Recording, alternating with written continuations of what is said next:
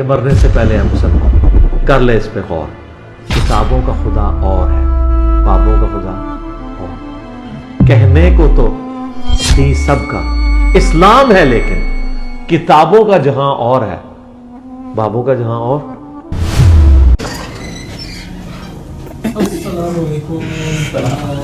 ماشاء اللہ تعالیٰ. فاروق بھائی ماشاء اللہ بالآخر ہم ملنے میں کامیاب ہو ہی گئے. الحمدللہ. بیٹھے.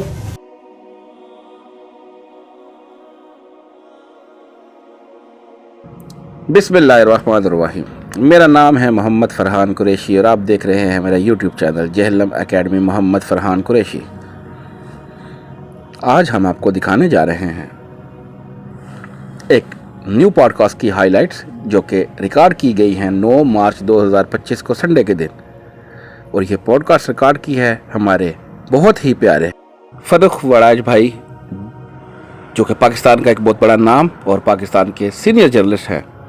سوشل میڈیا پر اپنا ایک چینل بھی رن کرتے ہیں جو کہ ان کے اپنے نام سے ہی ہے. پاکستان کے کافی بڑے بڑے نام ہیں جن کے ساتھ وہ پوڈ کاسٹ کر چکے ہیں. آج وہ چل کر ہمارے پاس جہلم اکیڈمی میں انجینئر محمد علی مرزا صاحب کے پاس آئے ہیں. دینی اور دنیاوی ایشوز پہ کھل کر بات چیت ہوئی اور موجودہ جو انجینئر صاحب کی کنٹروورسی چل رہی ہے اس پر بھی بہت سارے کوسچن فرق بھائی نے کھل کر کیے ہیں، اور جس کے اوپر انجینئر صاحب کے لاجواب جوابات آپ کی خدمت میں حاضر ہیں.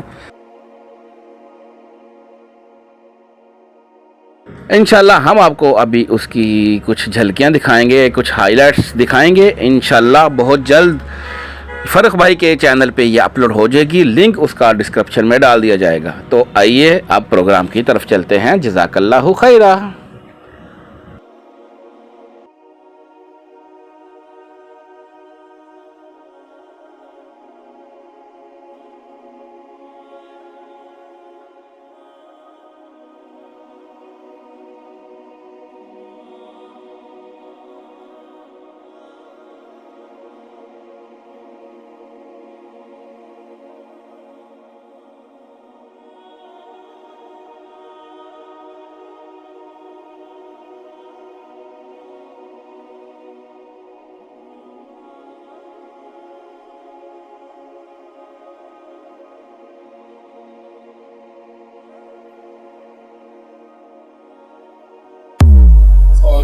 میرے خیال میں یہ دوسرا موقع ہے کہ جب ہمیں پوڈ کاسٹ کسی کی جگہ پہ جا کے کرنے کا موقع ملا.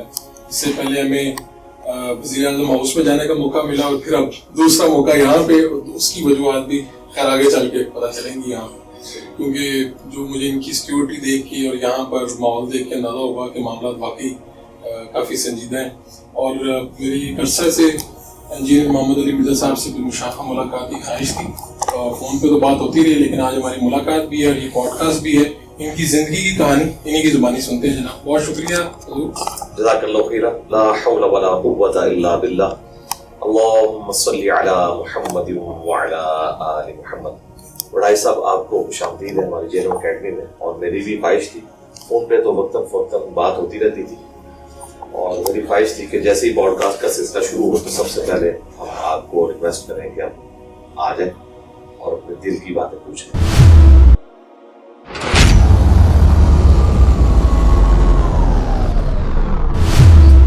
نبی صلی اللہ علیہ وآلہ وسلم سے اختلاف کرنے والے 3 گروہ تھے. ایک تو وہ ہے جو پکے کافر اور وہ کھل کے سامنے آ گئے. دوسرے پکے منافق جو ساتھ تھے لیکن وہ پیٹھ میں چھرا گھونپنے والے تھے. ان سے سب سے زیادہ آپ کو تکلیفیں اٹھانی پڑی آخری وقت تک. اور تیسرے جو تھے وہ آپ کے کامل الایمان ساتھی تھے، لیکن آپ کے ساتھ فرینکنس کی وجہ سے آپ سے اختلاف رائے کر لیتے تھے.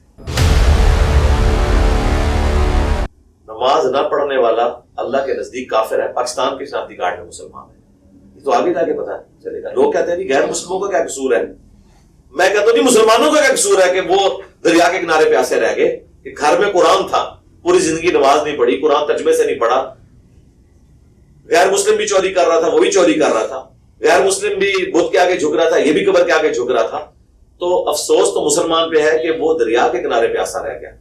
کافر میں نہیں، اس کے تو چانسز ہیں کہ گیون سرکمسٹانسز میں اسے بات سمجھ نہ آئی، اللہ تعالیٰ بینیفٹ آف ڈاؤٹ اس کو دے دے، این ممکن ہے، لیکن مسلمان تو مارا گیا.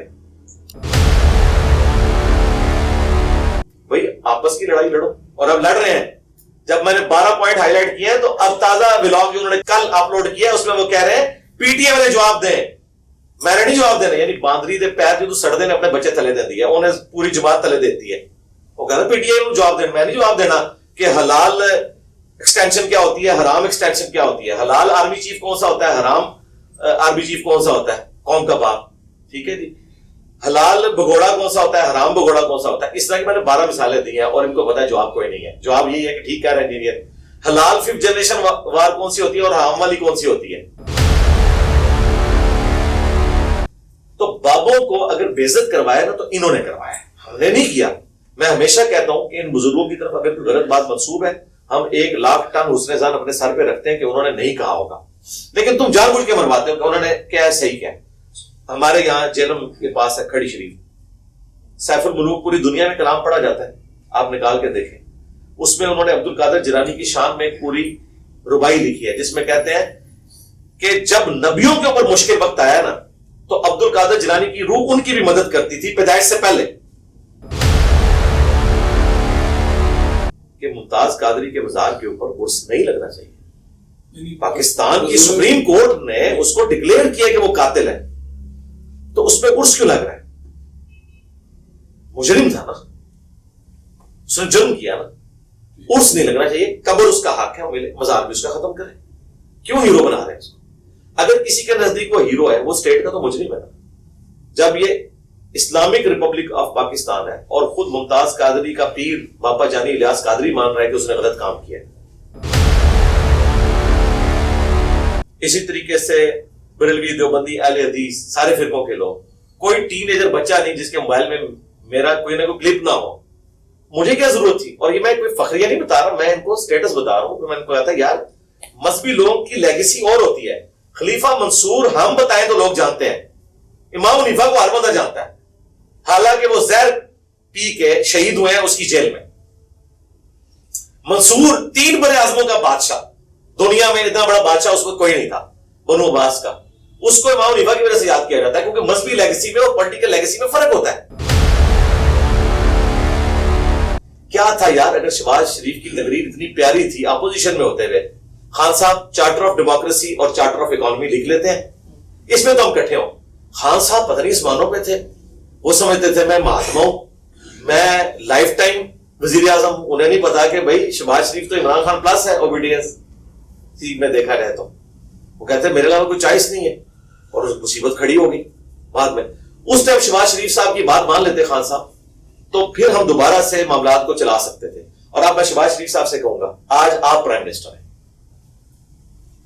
آپ تو اس چیز کو سمجھتے ہیں نا، آپ خود اپوزیشن کے سامنے یہ آفر رکھ کے ان سب کو اکٹھا بٹھائیں اور چارٹر آف ڈیموکریسی اور چارٹر آف اکانومی لکھ لیں کہ نہ تو عدالتوں کے ذریعے نہ پارلیمنٹ کے ذریعے اس طریقے سے وزیر اعظم فارغ کیے جائیں گے، اور نہ یہ کیا جائے گا کہ جاتے جاتے آپ پیٹرول کو سستا کر دیں اور IMF کو گلے لگا جائے ہمارے کہ انہوں نے ہمیں آ کے کیچی سے پکڑ لیا. تو میں نے الحمدللہ یہ اپنا پھل جو سامنے دیکھ لیا نا اپنی زندگی میں، اس کی خوشی میری اس تکلیف پہ اتنی غالب ہے کہ میں اب اس زندگی کے ساتھ خوش ہوں. لیکن میں نے انصاف کیا ہے، میں نے اپنے کسی اسٹوڈنٹ کو اجازت نہیں دی کہ وہ کیمرے میں سامنے آئے میرے کہنے کو. وہ اگر اس طرح کی زندگی گزار سکتا ہے تو خود آئے.